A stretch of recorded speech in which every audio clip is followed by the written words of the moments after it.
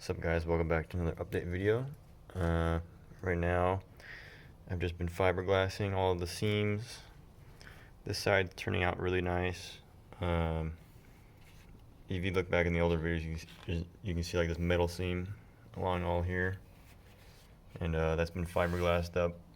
It's turning out pretty good on this side, nice and smooth. And then after the fiberglass, I'll be hitting with a metal glaze over on top of it, so it'll make it even smoother.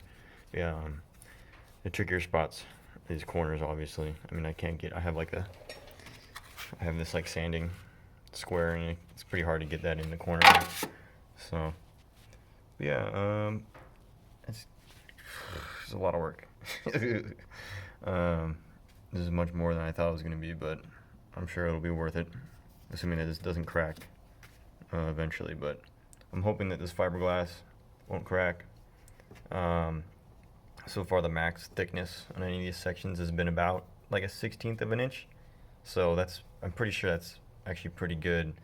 The thickest part is, let's see, I believe it's around this section, because this section had 2 pieces of sheet metal stacked, kind of. So each sheet in this area was about a 1/16 thick, but it's kind of hard to explain. It's like a staggered kind of thing. So it's definitely not 1/8 inch of a thickness, but it's a little bit above 1/16, I would think, in this one spot. But other than that, everything else has been relatively thin, I guess. These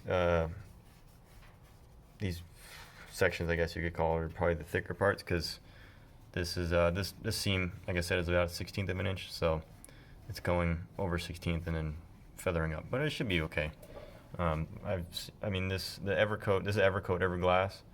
The technical manual says the max thickness is like a 1/4 inch or something like that, so that should be okay. Yeah, I've been hitting along here. This is like a tiny little seam down here. This fiberglass stuff is a pain in the ass to work on with because of it's just like this really thick icing. It's pretty tough. And once you put the hardener in, you got like 5 minutes to work on it or work with it, so you have to be pretty quick. This side I haven't really touched that much. This section's turning out better than I thought it was, not gonna lie. I'm starting to kind of wish I filled in these areas, but to be honest, I don't think it's gonna matter too much. As long as it's one uniform color, it'll probably be alright. This section I'll probably need to redo a little bit with the fiberglass because I got some air in it. This section, this is definitely not something I'm going to be filling in, because I don't even know how I'm going to sand in there. Maybe I might go a little deeper in, but I'm going to be re-seam sealing some stuff. I might do fiberglass right here, but like these sections back here where I just can't sand flush, or these sections here, and I believe also along here, I'll be just putting seam sealer back in and then making that really flush, because there's no point in me fiberglassing this area if nobody's going to see it, and all the seam sealer is just going to seal it better. So yeah, I need to get to this side, I need to smooth this out, I need to get this corner in. I did the back of the trunk here. These sections, those are covered by the I don't know what the plate or whatever it's called, but those are covered up, so I'm just going to be seam sealing this section. The shock towers, I'm actually going to be using the fiberglass filler, because if you put the nut on it, it's relatively lined up. You have a good amount of room to kind of flushing it out a bit, so that should be okay. Someone on the Honda forums, the Honda, I think it's Honda Tech, they have a lot of engine bay shaving questions and stuff. One guy said he seemed still with the shock towers and he didn't have any cracking issues. Another person said they shouldn't be flexing in the first place, or flexing enough to crack Bondo or Bondo fiberglass or whatever, so it should be alright. Let's see, I still have to fill in these sections. These I'm probably just going to be hitting with a metal glaze. Maybe not this section because it had like the pinholes and stuff like I mentioned before. But yeah, and then I still need to do this section. I need to do this motor mount. This is relatively smooth with the metal work, but there's still like that kind of like lip, so I want to flushing that out. I did that with this one. This one turned out pretty good. yeah, I just welded a whole ton over here, and then grinded it down. And I'm gonna add metal glaze on top of this, on top of the fiberglass. To be honest, I don't even think I needed the fiberglass for this section, but I guess it doesn't really hurt. But yeah, that's about it. I need to do this section. This again, seam sealer, you know, the fiberglass shock towers, like I said. These sections over here, these ones are kind of annoying, to be honest. These are similar to back here, where it's just such a small seam. But I have, like, you know, I have this huge gob of Everglass, so I have to kind of at least try to cover most of the seam, but I have, you know, I have a huge spreader compared to the seam, so it just kind of goes everywhere. Because this tiny little seam, you can only see, I mean, it's just this little line along here, so I have to kind of knock all this down and get it, you know, just on that seam. But, you know, it'll look good. It's just a lot more sanding. This tool, this like sanding file thing, this thing's pretty good.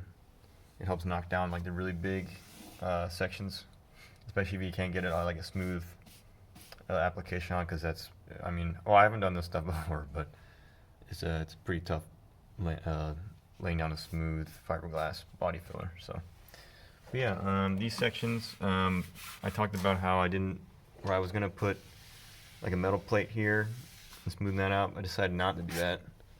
I'm just using the fiberglass filler to kind of smooth out this section and kind of make it, you know, just like a smooth little bump. It doesn't look too bad. I think this section I got hit with the glaze because it got this kind of lip from sanding, and I think it'll look pretty good. Yeah, I guess this is kind of like another, I guess this section of the engine bay is my most concerned spot in terms of like thickness and stuff, because this ridge was about 1/16 of an inch. So, I mean, well, if there's a lip here, you know, it's less than a 16, but still, it's still a bit of a concern. In here, there's like this little seam here that had seam sealer before. I'm probably only going to be building body filler up to this corner, and then I'll be using seam sealer to fill that in, as well as this like corner right here. Just because there's no point in me fiberglassing this section, nobody's going to see it. And I think if you know, some seam sealers are sandable too, so you know, I can just lay some in there and I'll sand it smooth, so it should be okay. Other than that, that's about it. I still need to kind of get this section in with the fiberglass, same thing on this side. I'm just going to kind of smooth out right here, and then it'll transition into the seam sealer right there. I'm not sure if I'll bring the fiberglass all the way down in here. I'll probably try to go as far as I can and then smooth it out, and then it'll go into the seam sealer, because sanding in these corners just sucks. So, but I gotta make it look, you know, natural and stuff. I don't want this weird like smoothness and just like a sharp edge, and then it's just back to normal. So, yeah, we'll see. Yeah, this section right here was the first section I tried. It turned out pretty good. Then I think I have another. Well, I have a couple layers on here because I'm getting like this weird discoloration stuff. I think this is just from the multi-layers, because I did one layer here, sanded it down, and then I did another layer coming up from here, and then I did another layer down here. You can see, I'm pretty sure this like little outlines are just from the different layers, because I was getting kind of worried, because I do sometimes, you know, I'm not working on it all the time, so when it gets really dusty and dirty, I'll come in, I'll just wipe it with acetone real quick, and I'll let it sit for like 10 minutes. And some people in the forum say that you're not supposed to do that, but Evercoat said you can do that with acetone, so I don't know. We'll see. It should be okay. I've seen some people say that they do it and it's fine. So, but yeah, that's about it. Just this, I'm really happy with how this section's turning out. And you can see from like up top, you know, it's pretty smooth, and hopefully I'll be able to paint it soon. Which I need to figure out what color I need to paint this. I was thinking a dark gray, the Porsche gray black, but now I'm kind of thinking I might do something lighter, but I don't know, because I do want to paint the car down the line, but I don't know what color yet, so I can't really match it with the car, and I don't really want to have like a, you know, if I want to paint it blue, I don't really want to have a blue engine bay and a red car or whatever, so we'll figure that out later though. But yeah, not sure what else is there. I gotta do this section too, these wavy things. I'm not really sure why I mean, all MR2 seem to have this, or all SW20 seem to have this for some reason, but I don't know. I think I can fiberglass over that. Ideally, it would be really cool. You could like, someone would just like chop this whole section out and just like re-sheet metal it, but that's just way too much work for what I want to do. I think if I just smooth it out and then smooth this out, I think it'll look fine. Plus, this section's covered under the sill, so you know it wouldn't really matter. And like a coolant overflow goes here, so it doesn't really matter too much. I need to do these pecs too. I don't know what these are called. I'm just gonna call them pecs, but these, cause you know, grinding these, it's very wavy. You can't really tell, but it's super wavy. So I gotta fiberglass these and smooth this out. I've seen one person like bridge this somehow. I think they've bridged it with fiberglass or something, and they just had this one continuous smooth kind of, I don't know how do you call it, cusp around the shock tower. But I don't like, to be honest, I kind of like this pecs look, and it makes it like beefy. So yeah. But yeah, that's about it. The next video will probably be, I'll probably be laying down the metal glaze coat, hopefully. I don't know. We'll see. Alright, bye-bye.